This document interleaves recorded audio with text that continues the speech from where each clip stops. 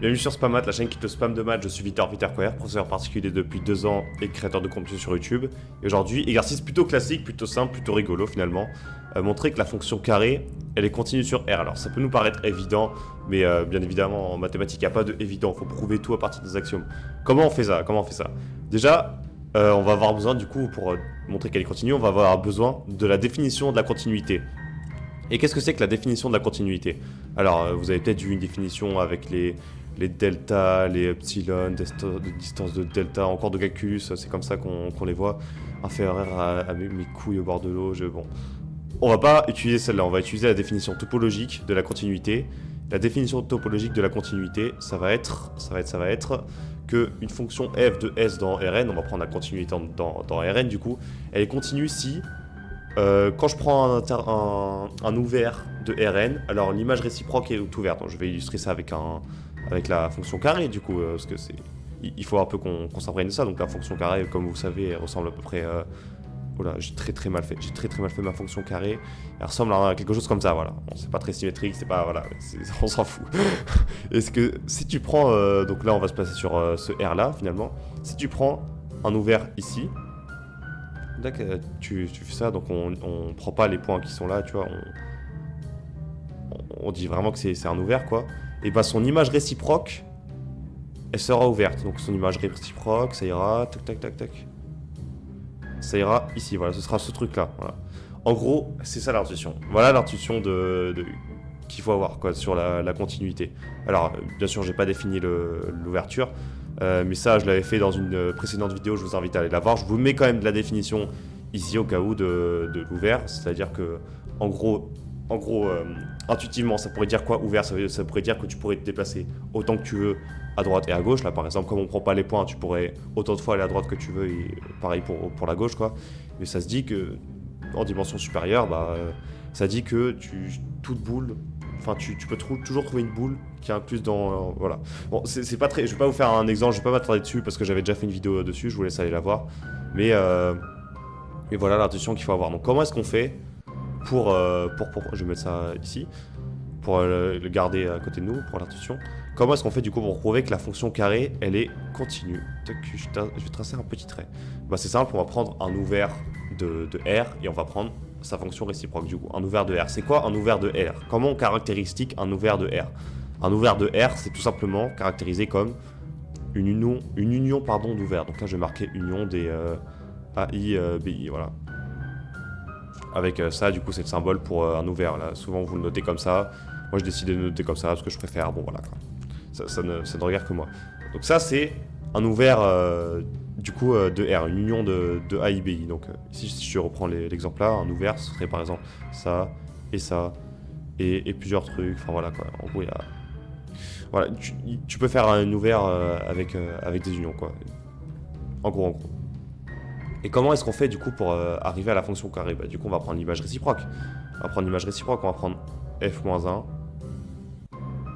de l'union justement des AI BI, voilà, avec I dans... Bien sûr, I dans N, voilà. Je sais pas préciser, mais ça me paraît assez évident, mais c'est assez cool de préciser, ça veut dire qu'on peut prendre une union infinie, quoi. Parce qu'une union infinie, c'est une union, enfin bref. Voilà, donc on a ça, on prend les images réciproques, du coup, f-1 de l'union des AI BI. Ensuite, ça c'est égal à quoi?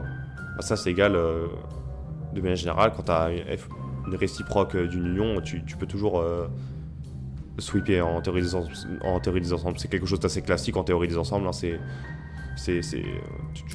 La démonstration est assez triviale. Hein. Je vais pas m'attarder dessus. Ça, c'est f l'union des f-1 de A et B. Voilà. Bon, je vais faire quand même une petite parenthèse, mais f de A union B. Voilà. Ça, c'est l'union des f de A, f de B, voilà. C'est pas dur à prouver. Non. Ouais, ça. Non. Là, j'ai mal écrit. Ce sera plus, ouais, f de A, pardon, union f de B, voilà.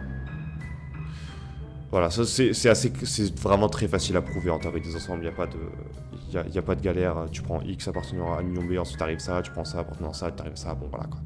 C'est pas bien, c'est pas bien dur. Donc voilà, on a ça, on a l'union des images réciproques. Et c'est quoi l'image réciproque d'un ouvert du coup par la fonction carré? Parce que là ici on a défini f comme étant la fonction carré. C'est quoi son image réciproque? Bah l'image réciproque d'un AI BI, bah vous savez quoi, on va se le faire un peu à l'intuition. C'est quoi l'image réciproque? Déjà je vous ai menti, sachez-le, je vous ai menti. Là effectivement t'as un certain BI, là t'as un AI. Et là j'ai pris donc l'image réciproque c'était ça, mais en fait non, c'est pas vrai. La fonction carré, l'image réciproque c'est aussi ce qu'il y a là. Toc. Voilà donc et aussi le truc à noter c'est qu'il y aura plusieurs cas. Là j'ai pris le cas du coup où les AI c'est strictement supérieur à 0. Mais il y a aussi ces cas là, le cas ici là. Toc toc toc. Là pour le coup on n'aura qu'une seule entre guillemets vraie image réciproque quoi. Donc, ce sera ça. Et si bah, carrément les BI, si tout est en bas, bah là carrément il n'y a pas d'image réciproque. L'image réciproque c'est l'ensemble vide quoi. On n'a rien du tout. En gros, qu'est-ce que ça veut dire? Qu'est-ce que ça veut dire? Que mathématiquement c'est que f-1 de AI pardon, de l'intervalle AI-BI, il sera différent en fonction de plusieurs cas. Donc déjà le premier cas. Toc. Premier cas, ça correspond au cas où, du coup, AI, c'est supérieur... ouais, strictement supérieur à 0, on va mettre ça. Premier cas, c'est où AI strictement supérieur à 0. Voilà, du coup, je vais recopier ça. F-1 de AI-BI, ça va être moins racine de BI moins racine de AI. Union. Donc, racine de AI, voilà. Racine de BI. Nickel, nickel, nickel. Ça, c'est une masterclass, voilà. Ça, c'est l'image réciproque de AI-BI. Donc ça, c'est dans le cas, du coup, AI est strictement supérieur à 0, voilà. C'est vraiment, ça correspond à ce qu'on a dit, c'est qu'il y aura de l'image des deux côtés, voilà. Ensuite, du coup, deuxième cas. Pardon, tac. Deuxième cas, c'est le fameux cas où vous voyez notre intervalle, il est entre deux, il est entre entre guillemets notre axe des ordonnées. Donc deuxième cas, ça va être le cas où t'as AI, ça comme ça, il est entre 0 et B. Voilà, nickel, c'est ça. Non, enfin, 0 il est entre AI et BI, pardon, excusez-moi. Dans ce cas-là, ce sera quoi l'image réciproque?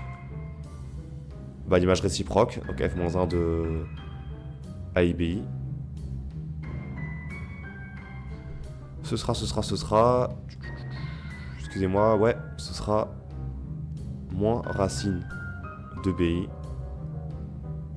et racine de BI. En fait, on s'occupe pas du A parce qu'il est tout au fond, tu vois. Il est vraiment... il est dans les backzones, le AI là, il est dans les backzones là où il n'y a plus rien. Donc en fait, on s'en occupe pas, il y a vraiment que le BI, il y a vraiment que la borne supérieure, entre guillemets. Enfin, le majorant qui va nous être utile. Ensuite, troisième cas. Troisième cas sera où il n'y a rien du tout, où c'est tout en bas, quoi. Le troisième cas, ça correspond au cas où...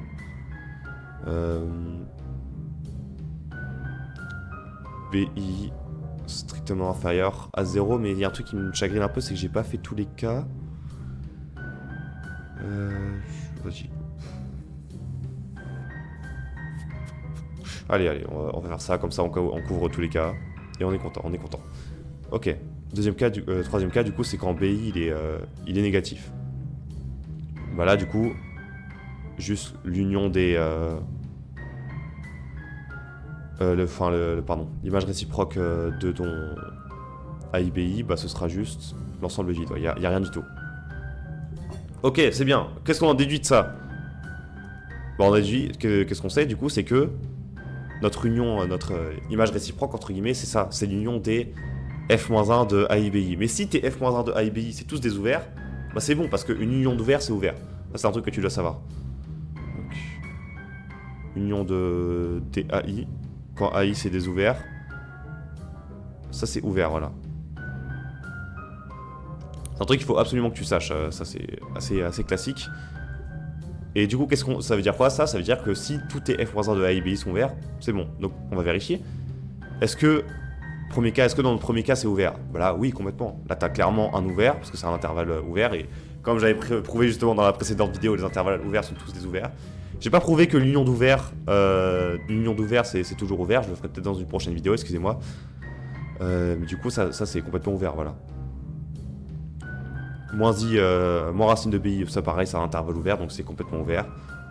Et l'ensemble vide, la petite particularité, l'ensemble vide c'est un ouvert, bien évidemment. Pourquoi? Parce que la définition de l'ouvert c'est pour tout P appartenant à S. Mais si tu remplaces par l'ensemble vide, ça met pour tout P appartenant à l'ensemble vide, il n'y a pas de P dans l'ensemble vide. Il n'y a rien du tout.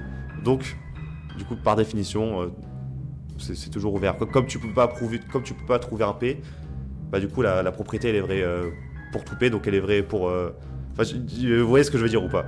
De manière générale, quand tu as un pour tout et un élément dans l'ensemble vide, c'est toujours... la condition est toujours vraie. Donc ça c'est un ouvert. Donc tous nos cas en fait c'est des ouverts.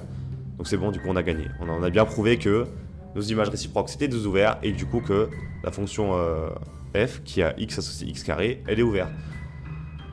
Voilà, ça m'a l'air d'être bon. Merci d'avoir regardé cette vidéo jusqu'au bout.